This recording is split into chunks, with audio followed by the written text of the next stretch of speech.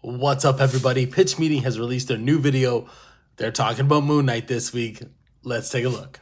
So, you have a new show for me? Yes, sir, I do. I was thinking we could do a Moon Knight series. Oh, like a prank show? What? You run around friggin' show your bare butt to Sir Patrick Stewart? No. Mooning Knights is tight. No, I was thinking like a show about the Marvel character Moon Knight. Oh, yeah, that makes more sense. That's more on brand for us for sure. Yeah, so we're gonna meet this British guy, Stephen Grant, right? And he keeps blacking out and waking up in strange places.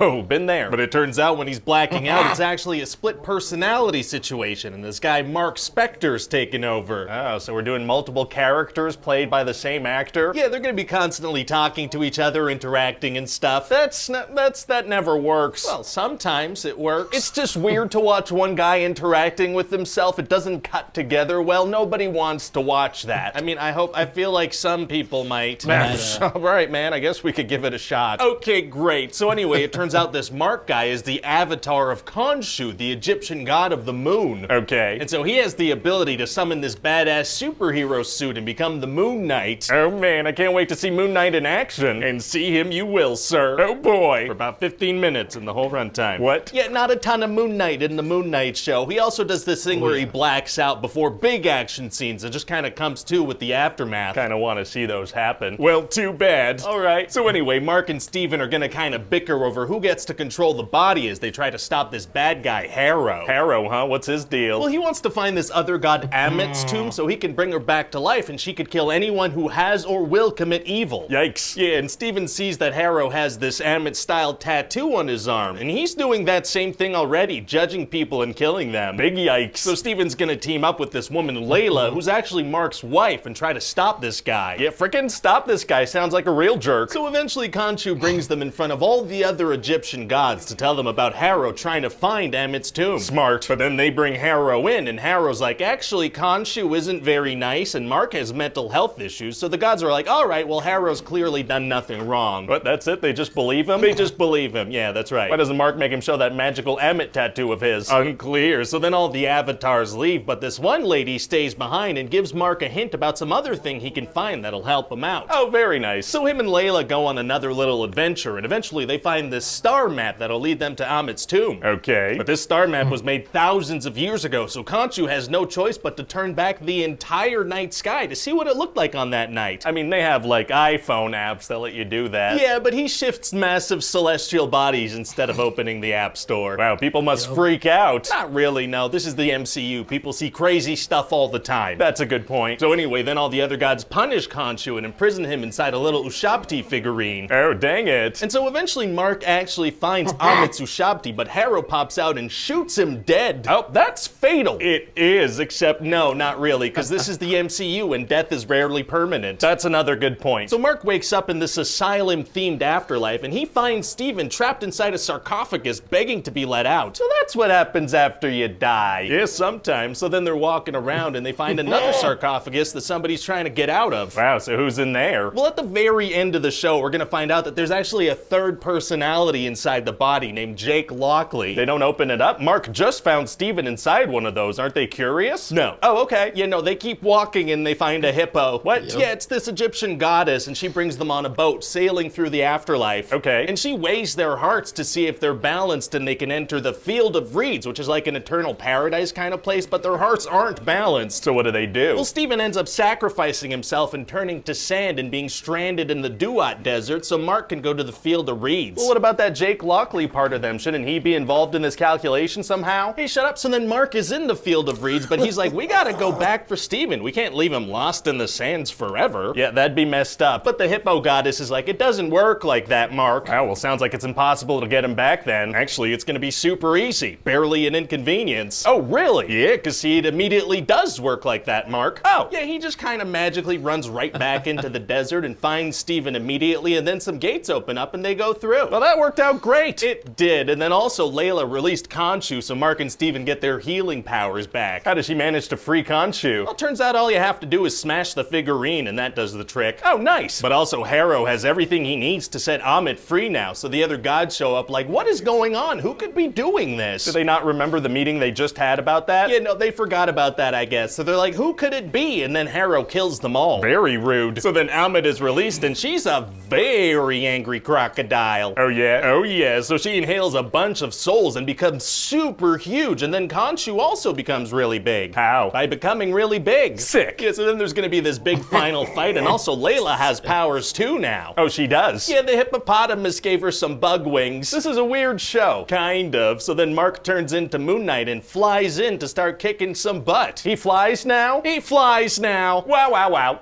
Wow. And then it seems like Harrow is gonna kill Mark and Steven and some bad guys shooting at Layla, but only on the shielded part of her body for some reason. Uh-oh, so what's Mark gonna do? He's gonna do what he does best, black out and take care of everything off screen. Oh. Yeah, so that's the big finale. We don't see what happens. I kinda wanted to see it. Well, too bad. So then they trap Amit inside of Harrow's body, because this way they could kill her. Okay. But then Mark and Steven decide not to do it. What? Why not? Because that's kind of a thing in movies and TV. The hero kills a bunch of people throughout the movie, but then when it comes time to kill the big bad guy, they're like, no.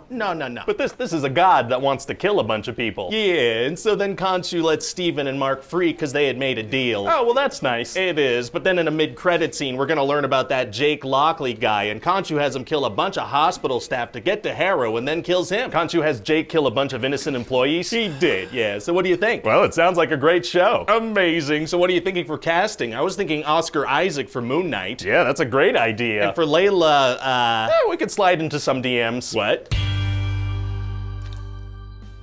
That's amazing. Hi everybody, Ryan here. Thanks for watching that pitch meeting. Hope you like. You know what? Like, I liked Moon Knight, but it wasn't anything special. It seems like right now in the MCU, anything that's new that comes out, everyone's like, this is the best thing ever. It's the best thing ever. Best thing ever. It's amazing. It's peak television, peak movies. And it's not. You know, some stuff is good, but that's about it. Moon Knight, there were 3 episodes that could have been done in one. You know, of him just literally the same formula. Blacking out, something happens, and he wakes up after blacking out. And it was like, just getting so tiring for me. And I'm like, oh man, these shows are so short, only 6 episodes. But 3 of them could have been one. So, I don't know. This was hilarious. Pitch Meeting and Ryan George, they know what they're doing. They got it down to a formula, and they're awesome at it. Go check out the actual original video. But thank you for watching my reaction. I'll catch you on the next one.